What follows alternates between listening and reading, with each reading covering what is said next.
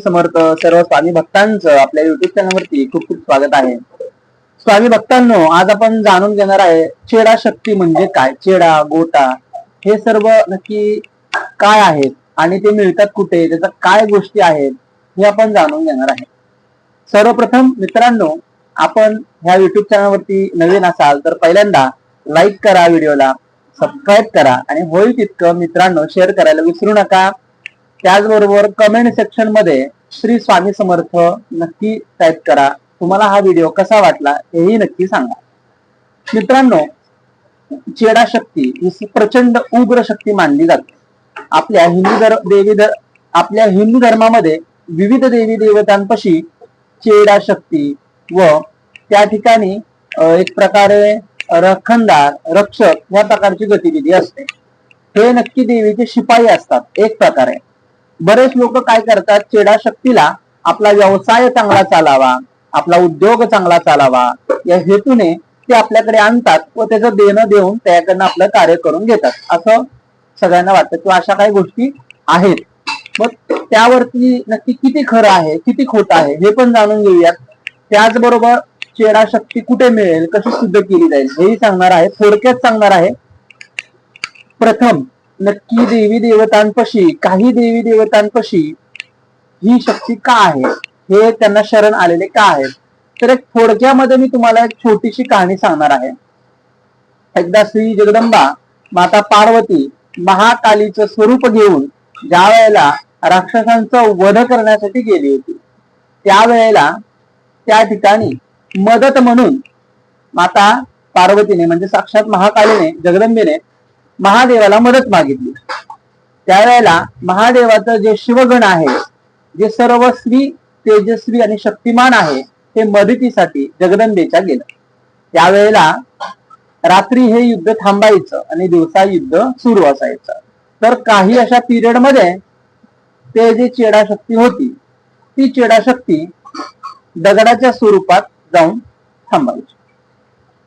दगडाच्या स्वरूपात जाऊन थांबल्यानंतर लहान लहान दगडाच्या स्वरूपात जाऊन थांबल्यानंतर परत दुसऱ्या दिवशी युद्धाच्या वेळेला परत ते जागृती व्हायची आणि परत ते कार्य करायचे असा समज आहे. अशा वेगवेगळ्या कहाणी आहेत. काही जण म्हणतात की युद्धाच्या वेळेला युद्ध पूर्ण 23 तास युद्ध चालू होतं आणि युद्ध 9 दिवसानंतर मग ते चेडा शक्तींना देवीने सांगितलं की तुम्ही आता दगडाच्या स्वरूपात ये व्हा. ही पण एक कथा आहे, पण तुम्हाला दुसरी कथा आहे त्या पद्धतीने सांगतो. तर त्यामुळे जे देवीपाशी आहेत चेडा शक्ती मानली जाते, दगडाच्या स्वरूपात त्यांची पूजा केली जाते.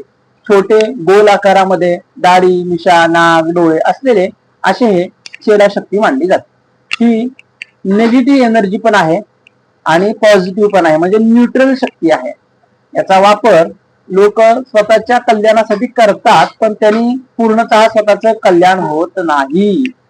कसं आहे, चेडा शक्ती ही उग्र शक्ती आहे एका दृष्टिकोनाने. सात्विक पण आहे, तामसिक पण आहे. देवीपाशी आहे तोपर्यंत ती न्यूट्रल आहे, देवीच्या आधिपत्यापाशी. ज्या वेळेला तुम्ही सिद्ध करून तिला घरी आणता त्यावेळेला ती देवीच्या सानिध्यात नसते, ते तुमच्याकडे आलेली असते.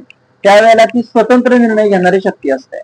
त्यावेळेला तुम्ही देणं देता तुमचं कार्य करून घेण्यासाठी ती त्या पद्धतीने कार्य करते. पण एक दिवस असा येतो की तुमच्या वंशाचं खंडन होतं. हे लक्षात घ्या. संतती वाढ व पुढे मुलं बाळ न होणे, घरामध्ये अचानक खूप गरिबी येणे, पैसा पाणी न टिकणे, अशा सर्व काही गोष्टी घडतात. हे सर्व रिसर्च मी जी काही केली त्याच्या माध्यमातून तुम्हाला सांगतोय. तर ही चेडा शक्ती सिद्ध करून कुठे मिळते, तर काही असे देवींचे स्थान आहेत तिथले पुजारी ह्या गोष्टी देतात. आता माझं मत तुम्हाला स्पष्ट असं आहे की तुम्ही ही गोष्ट घरी आणू नका.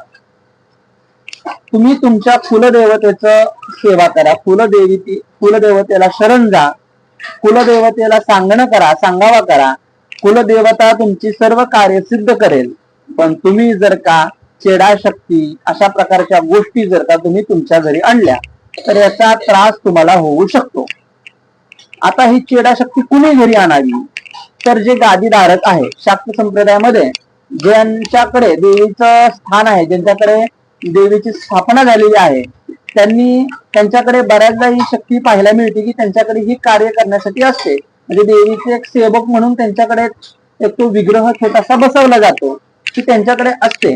कारण की त्यांच्याकडे दैवीय शक्ती सुद्धा असते. दैवीय शक्ती असण्यापेक्षा म्हणजे मला म्हणायचं असं आहे की देवीची स्थापना त्यांच्या घरामध्ये केलेली असते.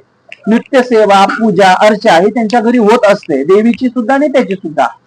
आणि कितीतरी पहिल्या काळापासून हे लोक करत आलेले आहेत देवीची सेवा, पूजा. जशी शक्तीपीठावरती पूजा होते तशाच पद्धतीची पूजा ते घरामध्ये करतात. रोज सकाळी उठून ब्रह्ममुहूर्तावरती पूजा करणे, देवीची आराधना, उपासना करणे, अशा प्रकारच्या ह्या गोष्टी असतात. त्यामुळे प्रत्येकालाच हे जमल असंही नाहीये. त्यामुळे ही शक्ती सर्वसामान्य व्यक्तीने ह्या गोष्टी करू नये असं म्हणजे माझं मत आहे. किंवा विशेष अशा गुरुवर्यांचं मार्गदर्शन तुम्ही घेतलं तरी उत्तम आहे. माझं तर मत तुम्हाला हे आहे, तुम्ही जर का चेडा शक्ती आणण्याचा प्रयत्न करत असताल तरी ही शक्ती तुम्ही आणू नका. हा चेडा नावाचा प्रकार तुम्ही घरामध्ये आणू नका. तुमचे काम करेल, तुम्हाला चांगले दिवस येतील, सगळ्या गोष्टी व्यवस्थित होतील, पण पुढे जाऊन अचानकपणे ते उलट व्हायला सुरुवात होईल. त्यामुळे कुठेतरी तुम्ही या गोष्टीकडे लक्ष द्या असं माझं मत आहे. तुम्हाला हा व्हिडिओ कसा वाटला मला कमेंट मध्ये मित्रांनो सांगा.